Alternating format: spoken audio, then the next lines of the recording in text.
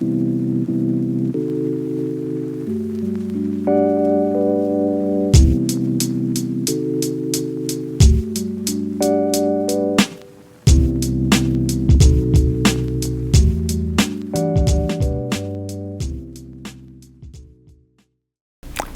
back, friends.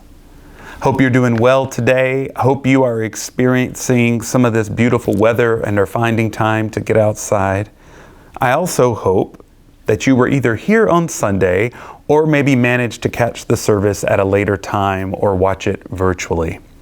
Either way, my reflection on Zacchaeus probably conjured memories of times past when we all learned the song, Zacchaeus was a wee little man and a wee little man was he, climbed up in a sycamore tree to see what he could see.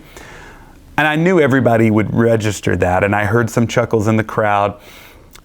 But when I preached on the passage, I didn't focus obviously on the stature of Zacchaeus. And I did mention the fact that he was a chief tax collector, but one thing that was never taught to me in Sunday school, or even beyond that, was that as a chief tax collector, he would have been ostracized, not without reason, from the Jewish community of which he was a part, technically, through his heritage, through his lineage. There's a lot of Zacchaeus' backstory, however, that we don't know. Why did he accept this job? A job that probably nobody else wanted, or very few people did. We know that he would have been paid a lot of money. He would have secured funds. And I'm sure Rome realized that it would have to pay somebody a lot of money to, in a sense, go against his own people, right? So there's a lot of conflict that doesn't really get brought up in the conventional reading of this passage. So I did try to highlight that, but I also talked about Jesus's exhortation to Zacchaeus to come down because he was coming to his house today. And of course, Zacchaeus probably being overwhelmed that somebody of Jesus' stature, a well-known teacher in the community, wants to visit him, when most likely very few others would dare set foot in his house. In fact, if anything, they would have probably thrown something through his window. So here is Jesus, this rabbi of some renown, at least regionally, is wanting to come to his house. And moreover, once Zacchaeus says, maybe out of just generosity and being overwhelmed by the grace of Jesus' entrance into his life, says, I'm going to give half of everything I have to the poor. I'm going to give half of everything I have to those in greatest need. And if I've ever done anything to wrong people, I'm going to pay it back fourfold. I'm going to go 4 times beyond any way that I might have penalized them or injured them in some financial way. So Zacchaeus is clearly repentant.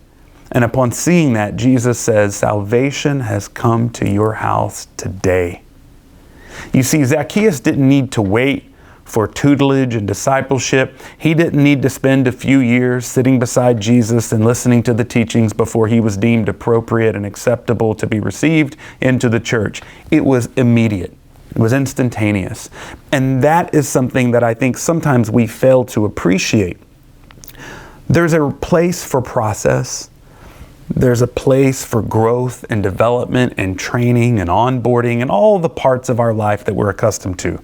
But when it comes to the salvation through the grace of God that is named here in this passage, we don't have to wait. We can be the change, live the change, see the change, be a part of the change that is so desperately needed here and now. We can hear those powerful words of Jesus and have them reach into our own lives and hearts and say, we don't have to wait.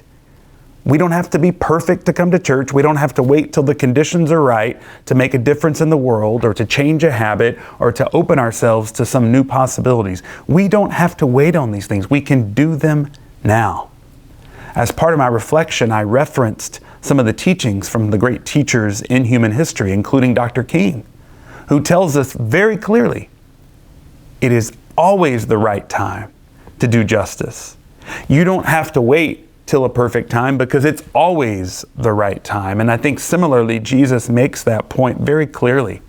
You know, even in Buddhism, outside of the Christian faith, they talk about the present is the moment you have to act, live, and be in compassion.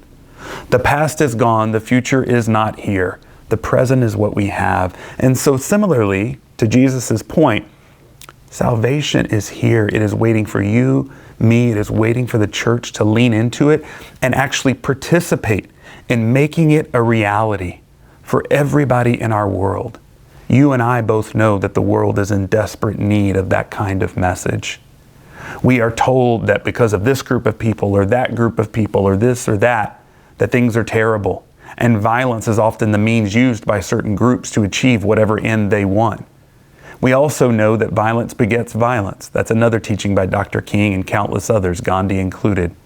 So, if we know that, and we recognize that salvation is here for us, then what we can do, I believe, as a community of faith, is to actively participate in letting go of all the constraints that we've put on ourselves, letting go of this perceived need to wait, and just live into it. Be that change. Live into the change. Be the hands and feet of Christ right here in this minute, in this hour. Call somebody you haven't talked to. Say hello to somebody that you don't know. Welcome somebody into that grace that you've experienced. That is one way that we can be the church, and it might be the way that we have the most impact in this world right now. Thanks for taking a minute of your time for this postscript. I'm glad you jumped in, and I look forward to seeing you on Sunday and, of course, next week for the postscript to follow.